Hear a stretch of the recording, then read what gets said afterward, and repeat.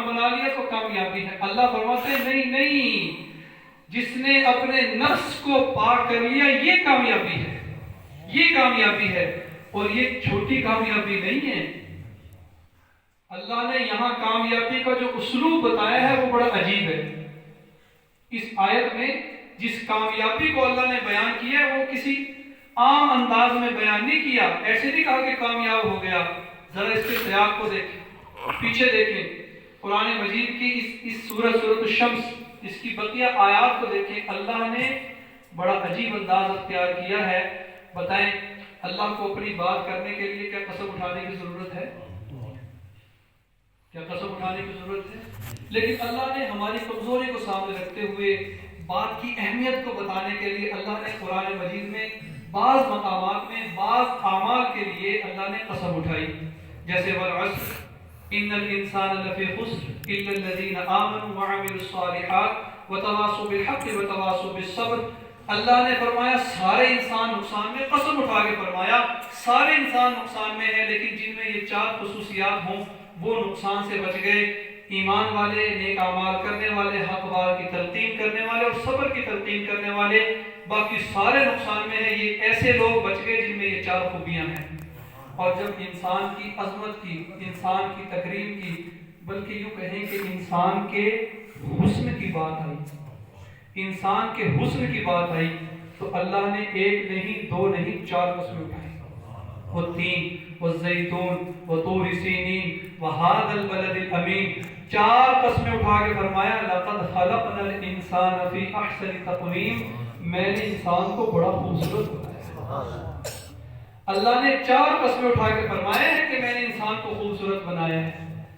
اچھا ذرا غور کریں، جس بات کو بیان کرنے کے لیے اللہ چار قسمیں اٹھا رہے ہیں، ہم کتنی بڑی نادانی کرتے ہیں کہ ہم انسان کی صورت میں عیب نکالتے ہیں. وہ فلاں تو کالا ہے، فلاں تو مہنگا ہے، فلاں تو لنگڑا ہے، فلاں تو دولہا ہے، فلاں تو ایسے بولتا ہے، اس کی زبان میں رکن وہ ایسے چلتا ہے. جسے اللہ نے چار قسمیں اٹھا کے بتایا کہ میں نے اسے خوبصورت بنایا ہے، اس میں عیب نکال رہے ہیں، ہم اس میں عیب نکال رہے ہیں. اور پھر اللہ نے انسان کہا. کیا کہا؟ انسان. مسلمان نہیں کہا، انسان کہا. یہودی عیسائی سارے اس میں شامل ہیں. اللہ نے انسان کہا. جینی بھی اس میں شامل، بدھ مت بھی اس میں شامل، سکھ مت بھی اس میں شامل، اور گورو نانک کو ماننے والے بھی اس میں شامل، یہودی بھی اس میں شامل، عیسائی بھی اس میں شامل. اللہ نے انسان کہا، انسان کو خوبصورت. اور ملک صاحب بھی اس میں شامل ہیں، رانا صاحب بھی اس میں شامل ہیں، چودھری صاحب بھی اس میں شامل ہیں، شیخ صاحب بھی اس میں شامل ہیں. اللہ نے کسی برادری کی بھی قید نہیں لگائی. انسان کہا ہے. مت دیکھ کسی کو حقارت کی نظر سے، مت دیکھ کسی کو حقارت کی نظر سے. ہر ایک چہرہ کسی نہ کسی کا محبوب ہوتا ہے. تو چار قسمیں اٹھا کے اللہ نے فرمایا کہ میں نے انسان کو خوبصورت بنایا. اور جب اپنے عذاب کی باری آئی تو اللہ نے 5 قسمیں اٹھائی. والطور وکتاب مسطور فی رق منشور والبیت المعمور والسقف المرفوع والبحر المسجور. 5 قسمیں اٹھا کے فرمایا ان عذاب ربک لواقع. تیرے رب کا عذاب واقع ہوگا. 5 قسمیں اٹھا کے. اور جب یہ بحث ہے، یہ بحث آئی کہ انسان میں خواہش کا مادہ بھی رکھا، طاعت کا مادہ بھی رکھا. اگر طاعت کے مادے کو یہ مستقل غالب کر کے، یعنی یہ جنگ طاعت اور خواہش کے مادے کی جنگ جیت گیا، اپنے نفس کو اس نے پاک کر لیا، اس کامیابی کو بیان کرنے کے لیے، اس کامیابی کو بیان کرنے کے لیے اللہ نے جب قسمیں اٹھائیں تو ایک نہیں اٹھائی، 4 نہیں اٹھائی، اکٹھی 11 قسمیں اٹھائی. اکٹھی 11 قسمیں. والشمس وضحاها والقمر اذا تلاها والنهار اذا جلاها والليل اذا يغشاها والسماء وما بناها والارض وما طحاها ونفس وما سواها. 11 قسمیں اٹھا کے فرمایا اس میں خواہش کا مادہ بھی ہے، اس میں طاعت کا مادہ بھی ہے. اگر اس نے طاعت کے مادے کو غالب کر لیا تو اللہ 11 قسمیں اٹھا کے فرماتے کہ یہ کامیاب ہو گئے. یہ کامیابی چھوٹی نہیں ہے. یہ کامیابی چھوٹی نہیں ہے. جس کامیابی کو بیان کرنے کے لیے اللہ نے 11 قسمیں اٹھائی ہوں وہ چھوٹی کامیابی ہے، یہ بہت بڑی کامیابی ہے. اس کامیابی کے لیے، اس کامیابی کا نظام اللہ نے نبی علیہ السلام کے ذمہ لگایا. اللہ نے حضور کی جو 4 کام قرآن مجید میں بیان فرمائے ان میں سے یہ بھی ایک کام ہے کہ لوگوں کو اس حوالے سے بھی کامیاب کرو. حضرت ابراہیم علیہ السلام کی دعا میں ربنا وابعث فیہم رسولا منہم یتلو علیہم آیاتک ویعلمہم الکتاب والحکمہ ویزکیہم. تلاوت آیات، تعلیم کتاب، تعلیم حکمت اور تزکیہ، یہ کامیابی کا راستہ اللہ نے نبی علیہ السلام کو بتایا ہے. آپ کی ڈیوٹی لگائی ہے، آپ کے ذمہ لگایا ہے. اور یہی وہ کامیابی تھی جس کامیابی کو حاصل کرنے کے لیے بڑے بڑے علماء اللہ والوں کی صحبت میں جا کے بیٹھے ہیں.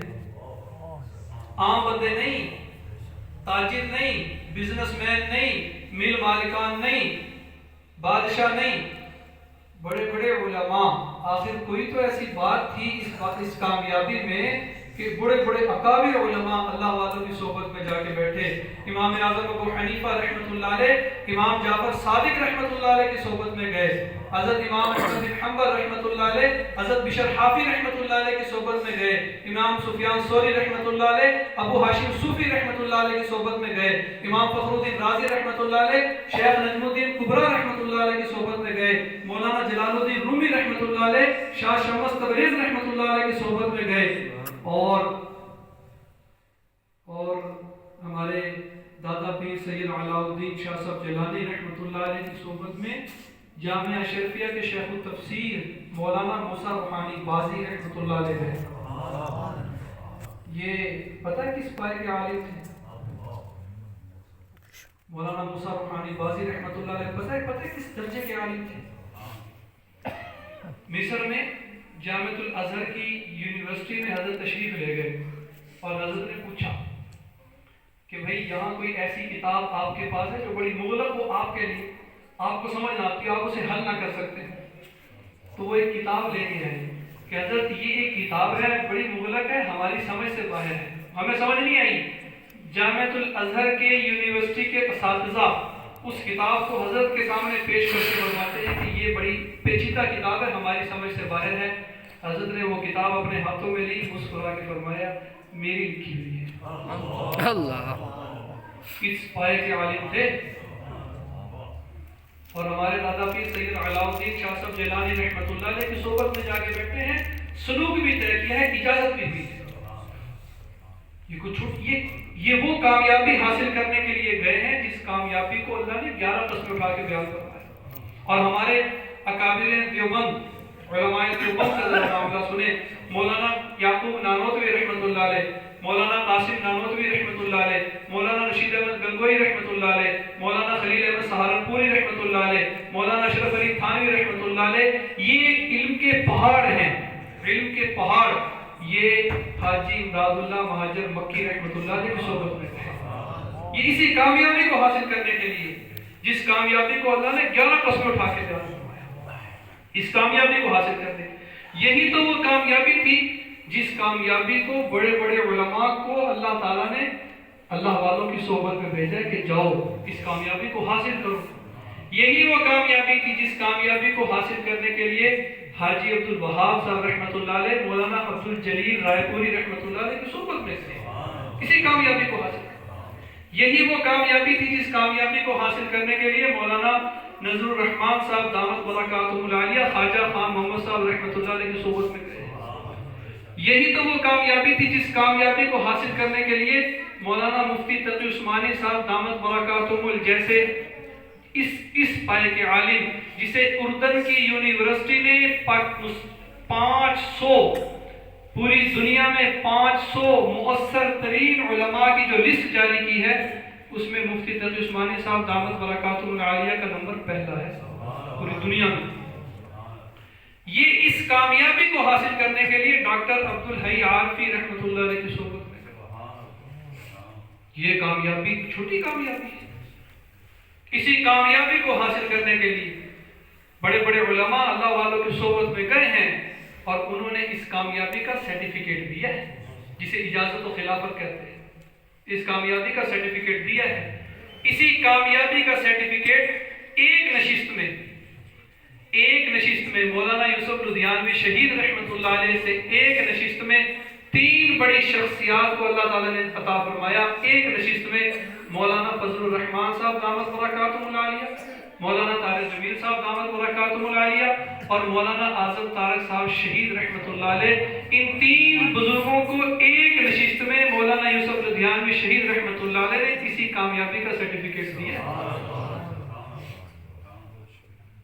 یہ کوئی چھوٹی کامیابی ہے، یہ وہ کامیابی ہے جس کامیابی کو اللہ نے 11 قسم اٹھا کے بیان فرمایا ہے، اور یہ کامیابی اگر کسی نے حاصل کرنی ہے تو اللہ والوں کی صحبت سے ملے گی، اللہ والوں کی خدمت میں جانا پڑے گا، نیک لوگوں کی صحبت میں جائیں گے تو اس کامیابی کو پائیں گے۔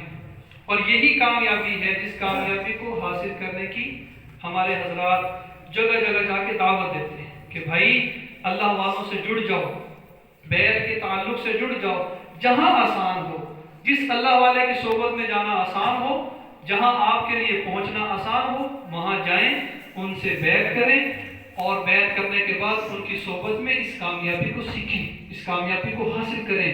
اللہ تعالیٰ ہم سب کو عطا فرمائے۔ اور یہ ہمارے ہاں حضرات جو